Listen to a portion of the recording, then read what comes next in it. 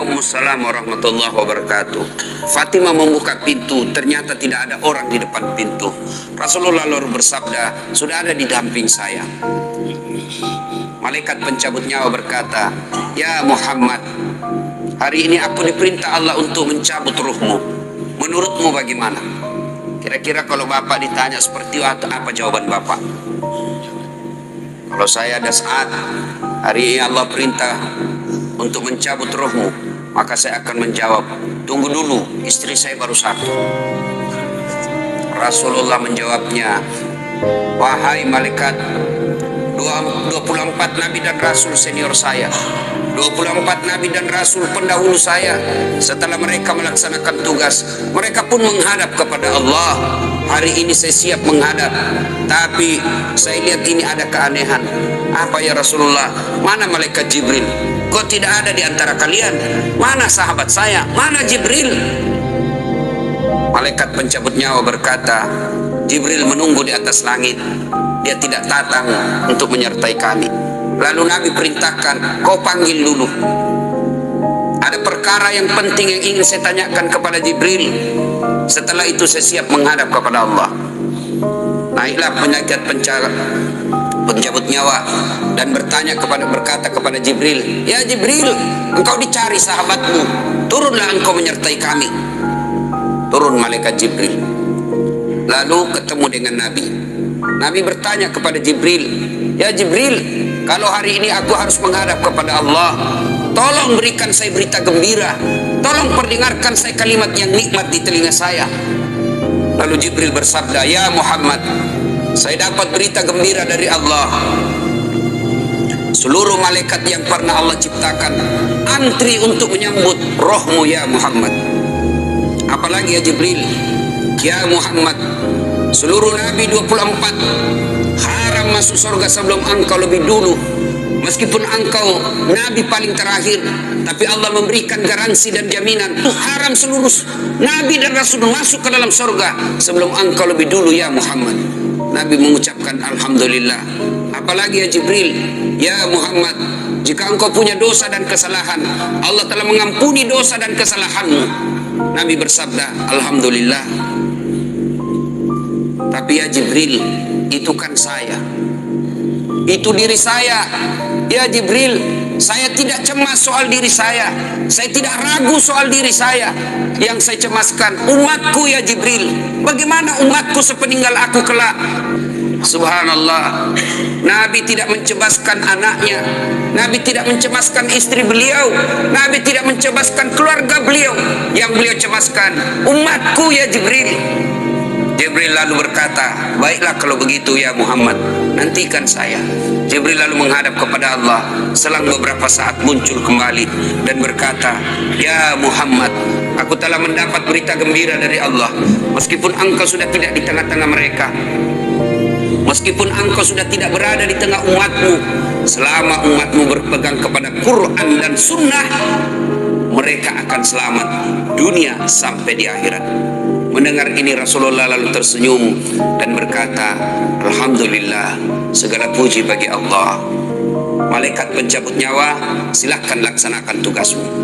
Jibril mundur, majulah malaikat pencabut nyawa melaksanakan tugas dan berkata, kalau bahasa kita, ya Muhammad, maafkan saya tidak mampu melakukan ini, tapi ini perintah dari Allah. Lalu Nabi bersabda, laksanakan tugasmu, saya pun siap melakukannya. Mundur malaikat Jibril, majulah malaikat pencabut nyawa melaksanakan tugasnya. Keluar rohnya Rasulullah, perlahan-perlahan meninggalkan telapak kaki Rasulullah. Telapak kaki Rasulullah menggigil naik ke atas betis Rasulullah, naik ke paha Rasulullah, sampai ke perut. Bercucuran keringat Rasulullah, keluar keringat Rasulullah di wajah Rasulullah. Malaikat Jibril lalu berpaling. Nabi lalu bersabda, wahai malaikat Jibril, kenapa engkau palingkan mukamu? Apakah engkau jijik melihatku? Apakah kau jijik melihat wajah saya? Jibril bersabda, ya Muhammad, ketahuilah demi Allah yang menguasai segala-galanya, tidak aku jijik melihat mukamu ya Muhammad. Aku tidak tega melihat engkau menghadapi sakaratil maut. Aku tidak mampu melihat engkau menghadapi sakaratil maut. Nabi lalu bersabda, ya Jibril, ketahuilah, andai saja Allah tidak cinta kepadaku, andai saja Allah tidak sayang kepadaku, betapa sakitnya sakaratil maut ini. Tapi aku mohon kepada Allah, ya Allah, jangan engkau timpahkan sakitnya sakaratil maut ini kepada umatku. Bebankan seluruh penyakit sakaratil maut ini, bebankan seluruh sakitnya sakaratil maut ini hanya kepada aku. Jangan engkau berikan umatku, ya Allah. Begitulah cintanya Rasulullah kepada kita. Perlahan-lahan sampai ke tenggorokan, sampai ke tenggorokan ruh Rasulullah, habis menggigil seluruh badan Rasulullah, ditinggal rohnya. Lalu di penghujung bibir beliau mengucapkan, pelihara solat kalian, pelihara solat kalian, pelihara solat kalian. Yang kedua Rasulullah berpesan, pelihara wanita di antara kalian, pelihara anak-anak gadis kalian, pelihara istri-istri kalian. Dan yang terakhir beliau ucapkan, tidak satupun keluarga yang diucapkan. Beliau tidak mengucapkan Khadijah, Khadijah. Beliau tidak mengucapkan Aisyah. Beliau tidak mengucapkan Hasan, Husain. Siapa yang diucapkan? Ummati, ummati, ummati. Berangkat Rasulullah. Hebohlah Mekah, berduka seluruh Mekah. Abu Bakar menggigil, sahabat yang lain meneteskan air mata. Satu sahabat yang tidak mau menerima kenyataan, Umar bin Khattab.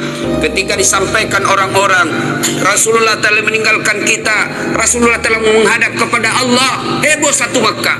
Umar bin Khattab marah, dia cambuk, dia tarik pedangnya dan berkata, siapa yang mengatakan Muhammad wafat, maka aku tebas batang lehernya. Umar tidak basah. Umar tidak mampu menerima kenyataan Rasulullah berpisah dengannya. Dan Umar mengamuk, siapa yang mengatakan Muhammad mati, saya tebas batang lehermu.